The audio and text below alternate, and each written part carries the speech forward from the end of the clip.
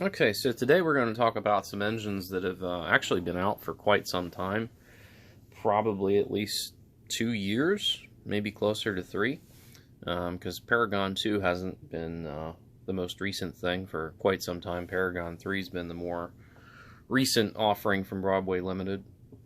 But I wanted to talk about these units because I think they're so good, and as a fan of the Sharknoses, which is what this video is going to be about, these are by far the best example, and we're going to go over all the different reasons why for that here in just a moment. So, about a year and a half ago, I picked up the AB set here. The first one I got from Nicholas Smith Trains out near Philadelphia, and I had already had the Bachmann Sharks, which I was pretty happy with, so I didn't really know how these were going to work out. And this was the only ones they had, so I just bought the AB set and just wanted to kind of check them out.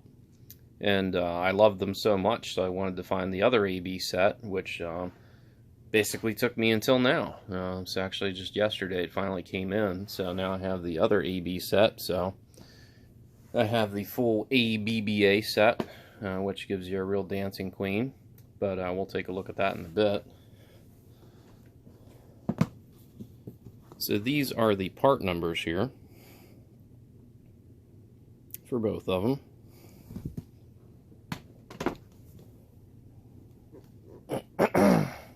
There were some videos of these done on YouTube, not a whole lot. I guess it's not a super popular engine. Yeah, this is on here tight. But I think it's cool to talk about the old stuff. Doesn't have to be a new product, especially when it is the best example of an engine that currently exists. So, well packaged as usual.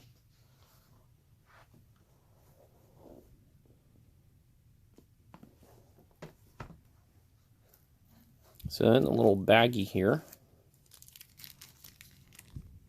you have your standard KDs in there. Now on both the front and the back of the B unit, you do have your standard KD couplers, but they do use a proprietary coupler, which I'm not going to unbox these right now. I'm just going to use the ones I already have out so I can show you. They use this little hook here in the back, and then the B unit that just kind of plugs right in there. And the reason they do that is so they can keep them a lot closer, so it gives you a little bit more prototypical look, and it really definitely looks the part. So we'll take a look at both units here, and there is actually some see-through detail there. Now the B unit is not powered. It also does not have any kind of electrical pickup at all. So no lights, no sound, fairly light, a true dummy unit. Broadway did offer individual powered A units or powered B units. So I suppose that if at some point this wasn't enough pull power, because only the A units are powered, I could get a powered B unit to go along with this and do an ABBA.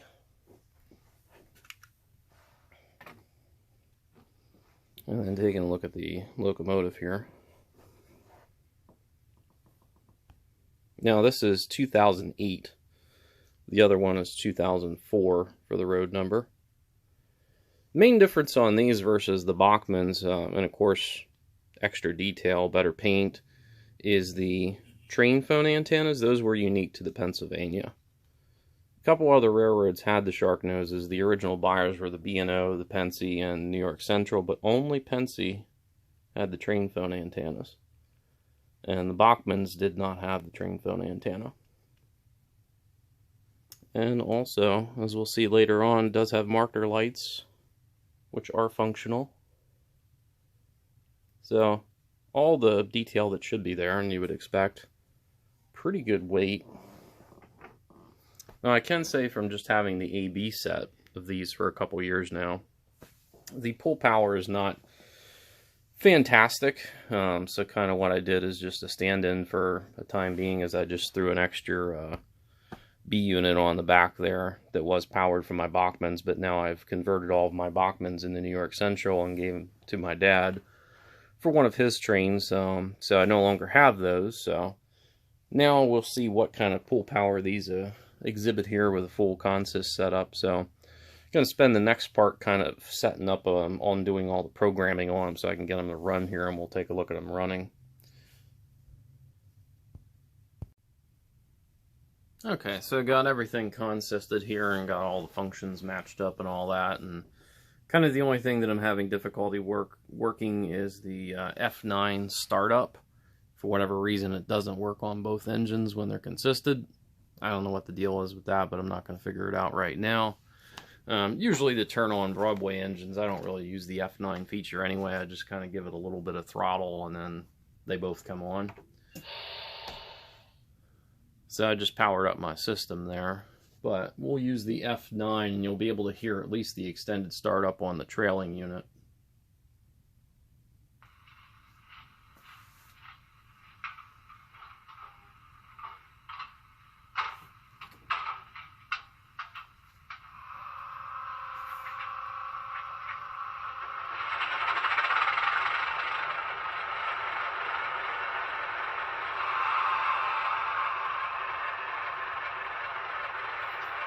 And I'm just going to give a little bit of throttle here and start them. So now both units are active. Then we'll run through the functions here. So first off, really cool horn.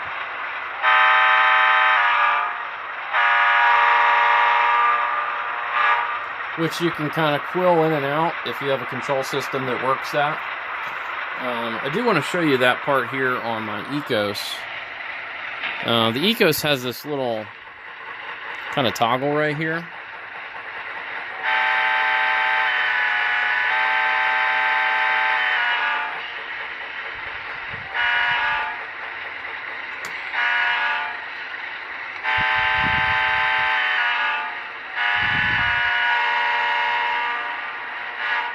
So you can really play that. And I think Digitrax and NCE has that also, but I don't really find the interface to be that great.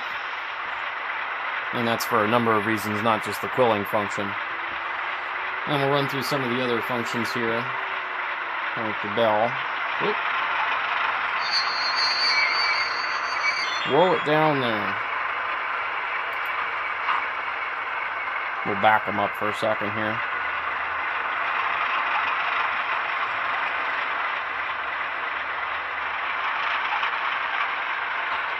Accidentally made him take off there.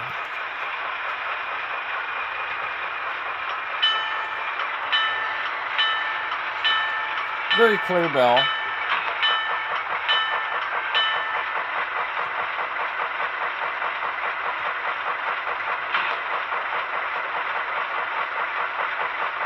There is a dynamic brake function, but I think I have to be in motion for it to work. And it does have an RPM up and down.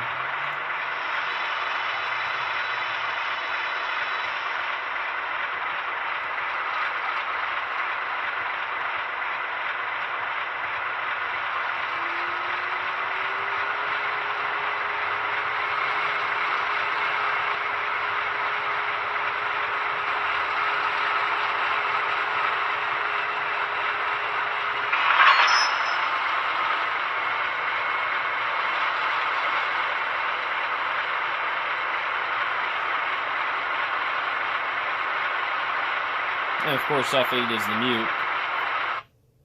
So while it's muted here, I just want to show you how quietly and smoothly these operate.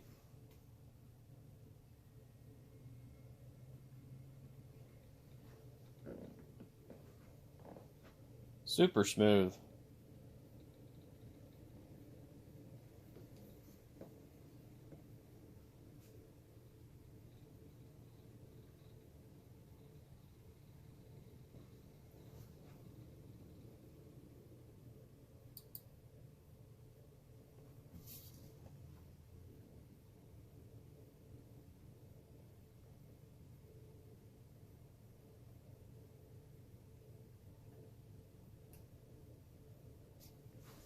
And these were never meant to be high-speed freights or anything like that. These were kind of the down and dirty workhorses.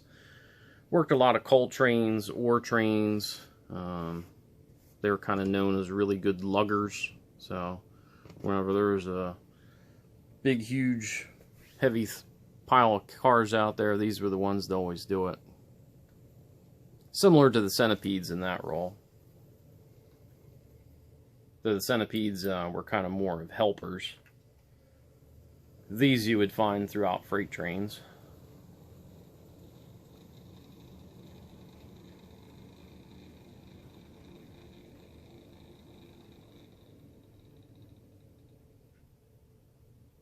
Seem to make a little bit more noise in reverse than what they do in forward, but you don't really notice it when the sound's on.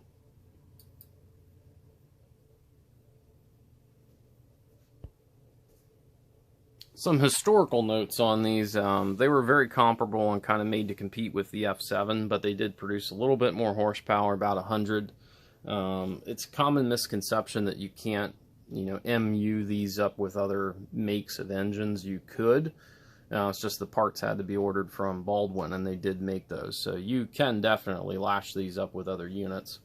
In the HO scale of things, I mean, you can lash these up with a steam engine. You can put anything with anything. It doesn't really matter. But in the real world, if you didn't order the right parts, you could kind of only run these with other Sharknoses.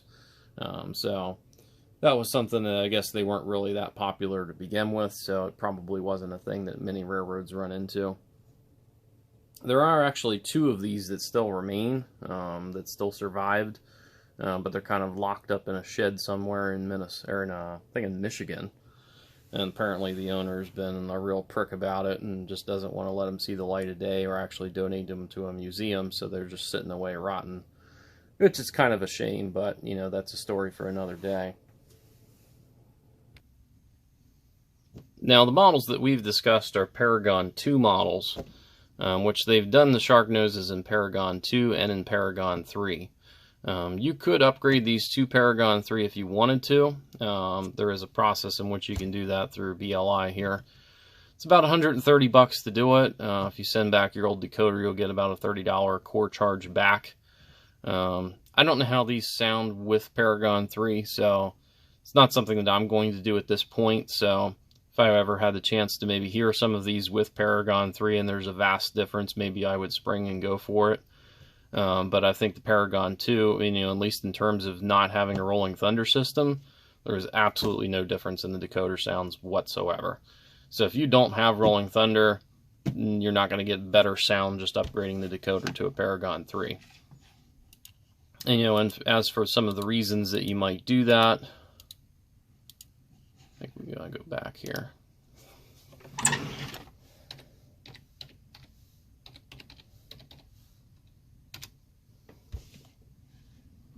So in Paragon 2, they did a couple schemes here, which they had the original Pennsy 5-stripe, which is what I have here, the B&O, the New York cigar stripe they call it, and the D&H Sharks. Now in Paragon 3, they did some different schemes. So they did the single stripe Pensys, the lightning stripe. I guess they did do the same scheme of B&O. And then there's the demonstrators. I'm not familiar with what these are. And the Monongahela Sharks. And some unpainted models. So, kind of depends on what scheme you want as to whether, you'd want Paragon 2 or Paragon 3. I would say go for the scheme you want. Don't buy Paragon 3 just because you think it's going to be so much better than a Paragon 2 model. Get the scheme that you want. Don't really worry too much about the sound. I think you're going to be happy either way. So next we're going to do a cold drag here and just kind of take a look at some of the sounds and how it notches up and the really nice Baldwin sounds that this engine has. Normally, and I can say this, and this is really a testament to this engine, which I'll get into a little bit later, and why I'm really excited about making this video, is that this engine is probably one of less than a handful of diesels that I've bought over the past 5 years that I have zero intention of taking apart, zero intention of replacing the speaker or changing the decoder or needing to add any detail or fix a shell rattle. They are absolutely perfect out of the box. There's really nothing that I have to do to them to make them better. At least not that was within my ability or things that I would be able to do to it. I mean, there's nothing that I want to do to it. So, I mean, that's a real testament to the engine, because I mess with everything.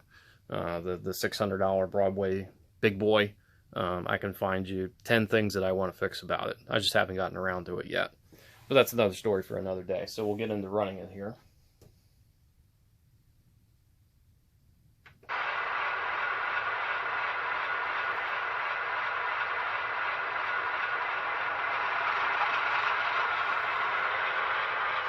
Love the way this engine sounds.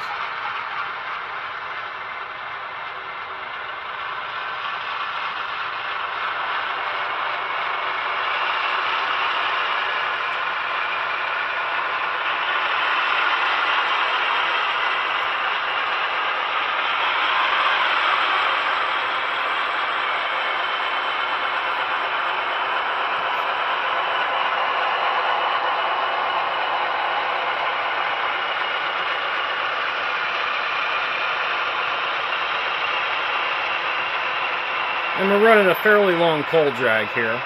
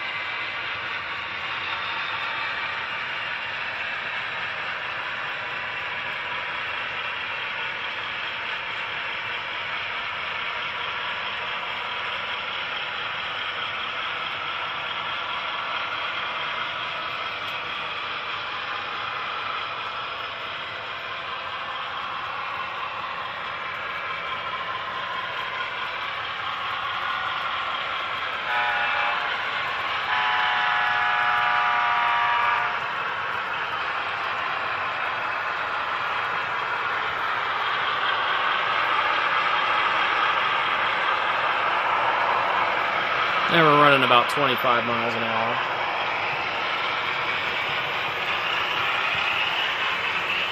We'll give it a little more juice here.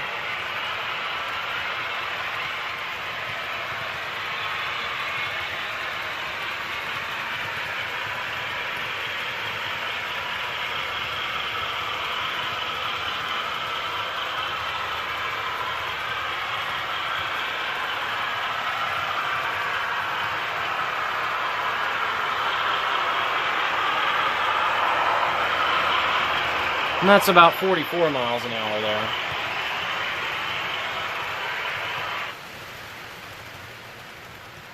So I'm not going to do a top speed test on these because I think it's kind of irrelevant.